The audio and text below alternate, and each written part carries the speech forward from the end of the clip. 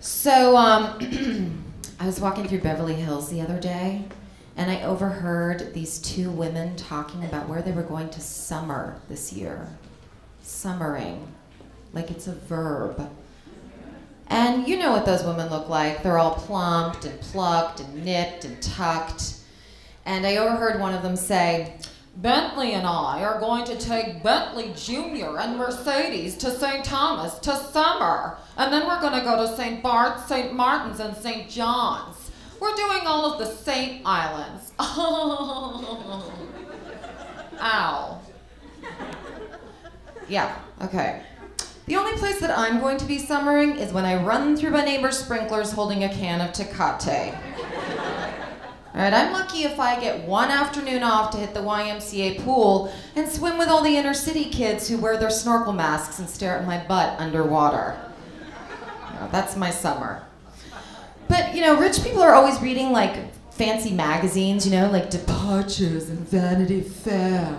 Every other page is stuff I can't afford, like Cartier diamonds or trips to Fiji. I mean, the only thing that I'm flipping through is the Vons Circular, searching for a half-off coupon for Herpes. Yeah, that's right. But I don't want you guys to worry. It's actually not for me. It's for the people I plan on infecting, so. Yeah, so depressing. Life can be depressing. I'm getting a lot older. I mean, I know maybe some of you are like, "Oh, come on, you're not that old." But there's a difference between 20s and 30s. And, I'm having a hard time, like, going to the clubs these days, with my friends. Because I will put on an outfit that I think is, like, really sexy, some, like, hot, hip top that I spent all day searching in the racks at Kohl's for.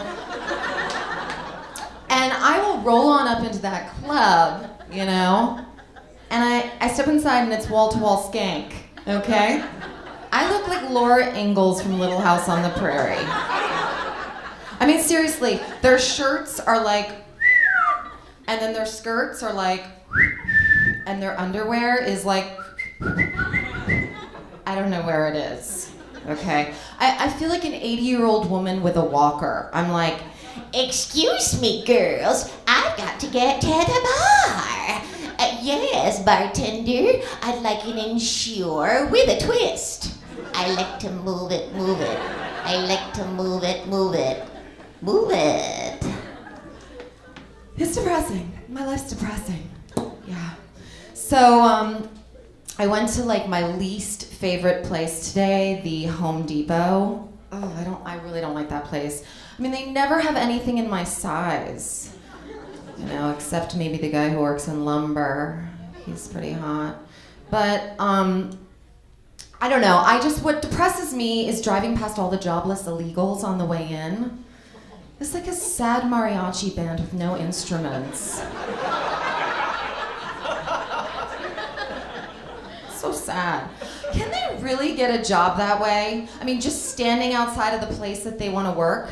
Because if that's the case, I'm gonna go head on over to Paramount Pictures tomorrow, near Bronson Avenue, gate 12. Maybe they'll realize that they're one movie star short. I can just hear them talking about it inside. "Hey, Charlie, we're missing a movie star. Go see if there's a dame outside the gates that wants to work on this picture we're making. Someone with a lot of pizzazz who'll really knock my socks off. Cha-cha-cha. That's how I like to think people in the motion picture industry talk. And then I would have to respond, "Hey, Mr. Producer Man, I'm your girl. I'll work for scale, bring my own lunch to set, and do full frontal. How's that for a deal?" I'll let you know how it goes. Send you a postcard. But yeah, so I cruise around the Home Depot, and I just think I'm never gonna find a man in this light. The fluorescent lighting, I look so unattractive. And they have 3,000 different types of lights there. Just install a couple of dimmers, And the only guy who ever wants to help me is this 150-year-old man with 2 yellow teeth and more lines on his face than on Lindsay Lohan's glass coffee table. Yeah, I said it. I swear to God, he looks like the Crypt Keeper. He's like, "Are you sure you can handle this power tool, little girl? It's mighty powerful."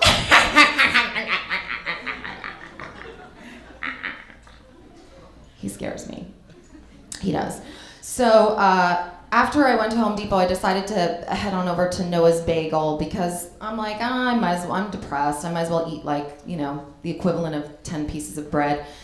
So, but I can't stand when like kids are in there and the parents are so run down and exhausted that they just let their kids kind of go crazy and they're running all over the place and they're trying to talk to me and I'm just standing online trying to get my bagel, and this little girl comes up to me and she's like, I have a dog, and her name is Shelby, and I like to brush her hair. Do you have a dog? And I leaned over and I looked into her little baby seal-like face and I said to her, yeah, you know what? I had a dog. And she got cancer in her spleen, and she died. We had to put her down. It was really depressing. So enjoy Shelby while she's still alive. Kids, just keep them away from me, please. I don't know how you guys feel about addiction shows, but I love them. I really do. I love intervention. There's something so satisfying about watching people's lives as they spiral wildly out of control. It makes me feel like the overachiever I've always wanted to be, I actually have to thank the addicts for reminding me that I'm a relatively productive person, I don't lie around on dirty mattresses all day, shooting up dope. No, sir, I lie around on clean mattresses, eating spicy Cheetos and watching my other favorite program, Lock Up. Oh, God, I love Lock Up. It's a reality prison show on MSNBC. And then afterwards, I like to peruse all the prison pen pals' websites and check out all the incarcerated men. Because if I can't find love at the depot, maybe I'll find it in prison. And I actually have to say there's kind of a lot of really well-rounded men in prison, okay, sure, some of them have made like hamburger patties out of their neighbors' children, but now they're pursuing a law degree so they can defend themselves in court. That's practically a lawyer, Mom, I will admit I had a little correspondence with this one prisoner. It's kind of weird. I wasn't even expecting to, but his name was Mad Dog, and he wrote me like the most beautiful short stories, and he would send me these little like chess pieces carved out of bars of soap, and he did the most amazing mural on his cell wall using only his feces. So, yeah, guys. And guess what? I'm gonna leave you on that one. So thank you so much. Been a great audience.